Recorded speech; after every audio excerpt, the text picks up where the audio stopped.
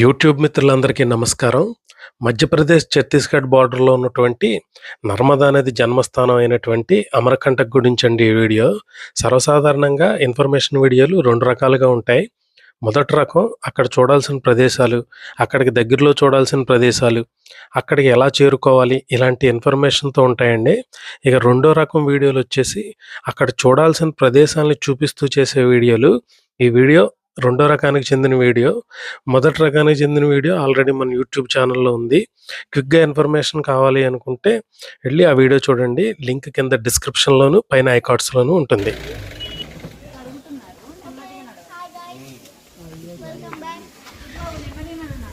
Welcome back to my channel.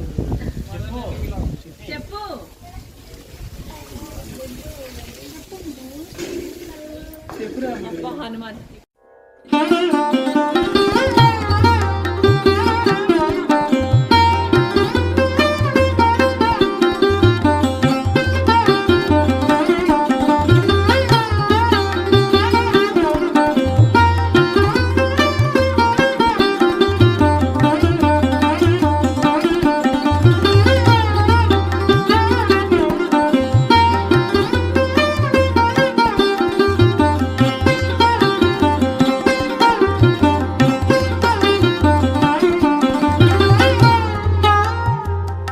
ఈ బావి చూశారు కదా, ఇది జోహిలా నది జన్మస్థానం.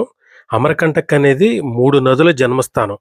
నర్మదా, జోహిలా మరియు సోన్ నది. ఈ నర్మదా, జోహిలా నదులను స్త్రీ నదులుగాను, సోన్ నదిని పురుష నదిగాను చెప్తారు. ఇక్కడ ఒక ఆసక్తికరమైన కథ కూడా ఇక్కడ వెనుకడిలో ఉంది. పురుష నదిగా చెప్పబడే ఈ సోన్ నది నర్మదా నదికి మాటిస్తుంది, నేను నిన్ను పెళ్లి చేసుకుంటానని.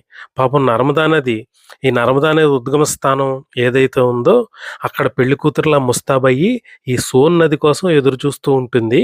కానీ ఈ సోన్ నది నర్మదా నది కాకుండా ఈ జోహిలా నదిని పెళ్లి చేసుకుని నర్మదను మోసం చేస్తుంది.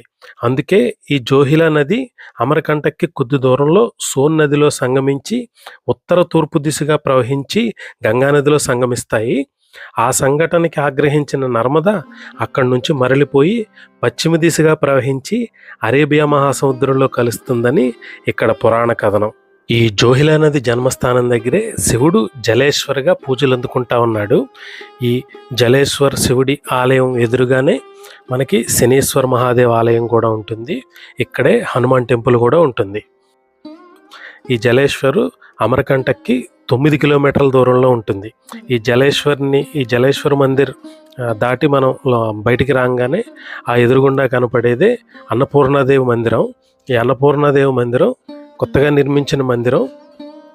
మేము వెళ్ళినప్పుడైతే బంద్ చేసి ఉంది, అందుకనే మీకు లోపల చూపించలేకపోతున్నాను. ఇక్కడ నుంచి ఒక 1/2 కిలోమీటర్ దూరంలో ఉండేదే అమరేశ్వర్ మందిరం. ఈ అమరేశ్వర్, జలేశ్వర్ ఈ రెండు మనకి అమరకంటక్ నుంచి 9 కిలోమీటర్ల దూరంలో ఉంటాయి. ఇక్కడ స్థానికులు శివుణ్ణి జలేశ్వర్ అని పిలుస్తూ ఉన్నారు. కాకపోతే అసలు నేమ్ వచ్చేసి జ్వాలేశ్వర్. ఈ జ్వాలేశ్వర్కి చాలా పురాణ ప్రాశస్త్యం ఉందండి. తారకాసురుడికి 3 కుమారులు. ఈ 3 కుమారులు బ్రహ్మ కోసం తపస్సు చేసి 3 పురాలను సృష్టిస్తారు. దాన్నే త్రిపుర అంటారు. ఈ త్రిపుర సృష్టించిన తర్వాత ఈ 3 రాక్షసులు బాగా మునులకి, ఋషులకి బాగా ఇబ్బంది కలిగిస్తూ ఉంటే శివుడు ఆ 3 పురాలని కాల్చివేస్తాడు. ఆ 3 పురాల్లో ఒక పురం జ్వాలయ మండుతూ ఇక్కడ పడిందని, అక్కడి నుంచే ఈ శివుడికి జ్వాలేశ్వర్ అని పేరు వచ్చిందని చెప్తారు. ఆ మండుతున్న పురాన్ని ఆర్పడానికి శివుడు జోహిలా నదిని సృష్టించాడని కూడా చెప్తారు. ఇప్పుడు మీరు చూస్తున్న ఆలయం అమరేశ్వర్.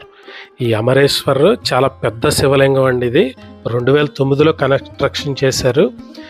ఎంత వెతికినా ఈ అమరేశ్వర్ పురాణ గాథ మాత్రం తెలియలేదండి. ఎవరికైనా తెలిస్తే మాత్రం కింద కామెంట్ సెక్షన్లో కామెంట్ చేయండి. చాలా వెతికాను కానీ ఎక్కడా తెలవలేదు. కాకపోతే ఈ గుడిని 2009లో కన్స్ట్రక్షన్ చేశారు. అంతకుముందు పాత గుడి ఉందా, ఆ పాత గుడి పురాణం ప్రశస్తం ఏంటి, ఇట్లాంటి ఏవి నాకు తెలవలేదండి. అందుకనే నేను ఈ కొత్త గుడి గురించే చెప్తాను. ఇది 51 టన్నుల శివలింగం అండి ఇక్కడ ఉన్నది. 51 టన్నుల శివలింగం చాలా పెద్ద శివలింగం. మనమే అభిషేకం చేసుకోవచ్చు సొంతంగాను. ఈ అమరేశ్వర్ చుట్టూ 12 జ్యోతిర్లింగాలని కూడా ఇక్కడ ప్రతిష్ఠించారు. చాలా శివలింగం అయితే చాలా అట్రాక్టిబుల్గా ఉంటుందండి, చాలా బాగుంటుంది.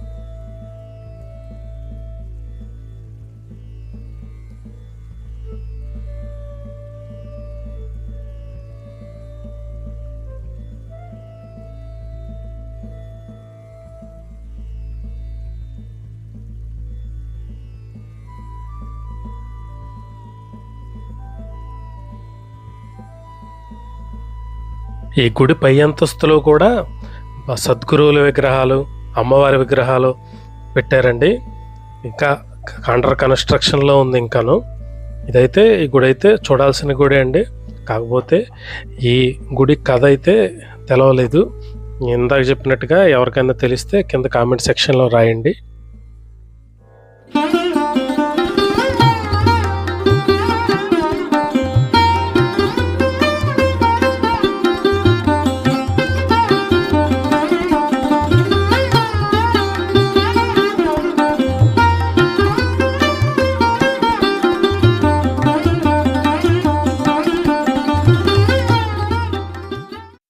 ఈ అమరకంటక్లో చూడాల్సిన ఇంకో ముఖ్యమైన ఆలయం జైన్ ఆలయం. ఇది ఆచార్య విద్యాసాగర్ గారు 2006లో దీన్ని ప్రారంభించారు. ఇది ఇంకా అండర్ కన్స్ట్రక్షన్లోనే ఉంది. బైరాన్ సింగ్ షెకావత్ గారు దీనికి ఫౌండేషన్ స్టోన్ వేశారు. ఫార్మర్ వైస్ ప్రెసిడెంట్ ఎవరైతే ఉన్నారో ఆయన 2006లో దీనికి ఫౌండేషన్ వేశారు. కొన్ని పనులు మినహా మిగతా ఆలయం మొత్తం పూర్తయిపోయింది. ఈ ఆలయం శిల్పకళ అయితే చాలా అద్భుతంగా ఉంటుందండి. ఈ ఆలయం 151 అడుగుల ఎత్తుతోనూ, 125 అడుగుల వెడల్పుతోనూ, 490 అడుగుల పొడవుతోనూ ఉంటుందండి.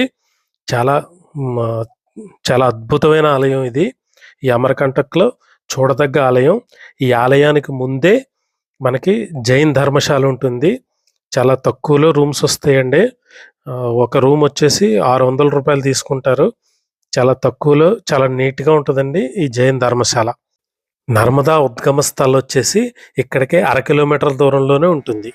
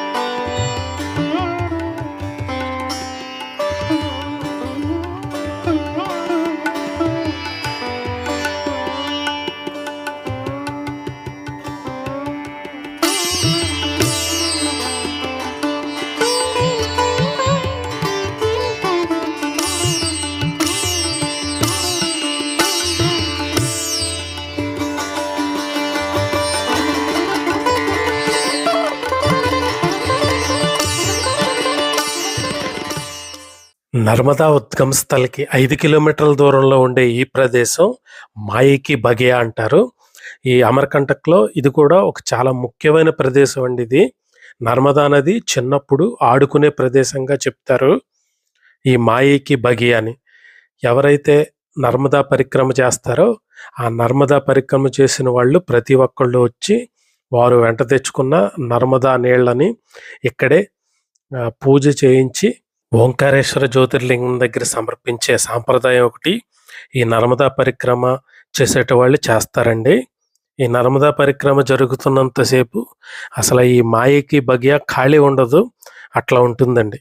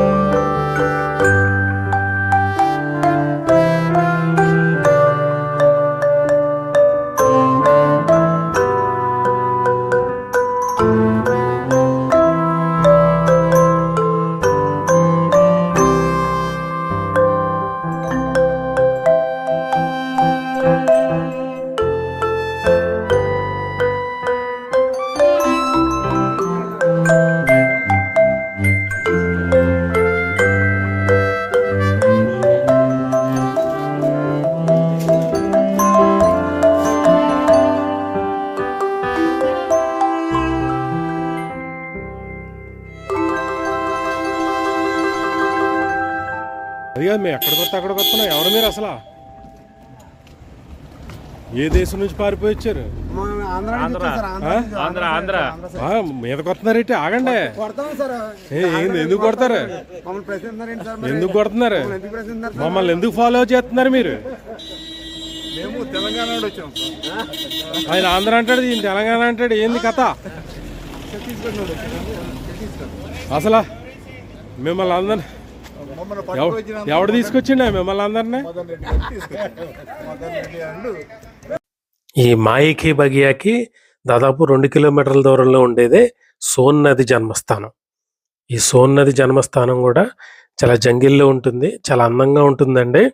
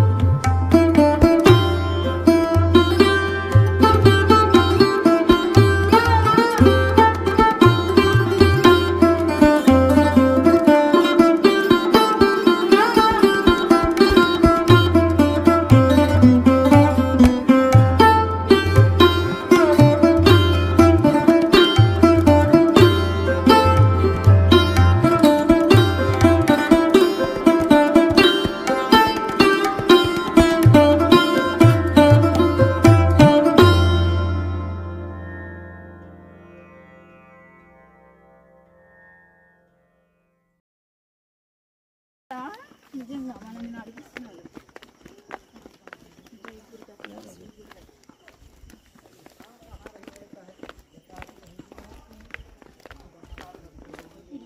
ఈ నది కూడా గంగా నదిలో కలుస్తుంది కదా? ఈ నది గంగా నదిలో కలుస్తుంది.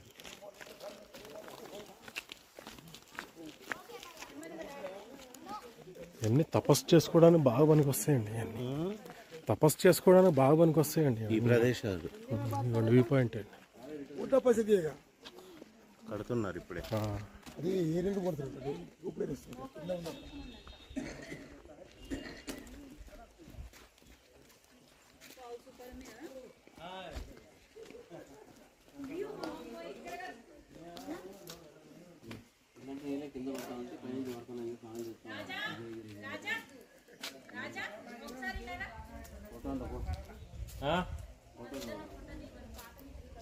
తాత మిత్రులు కలిసారండి. పాత మిత్రులు ఎక్కడ కలిసారు? ఎక్కడో కలిసారు.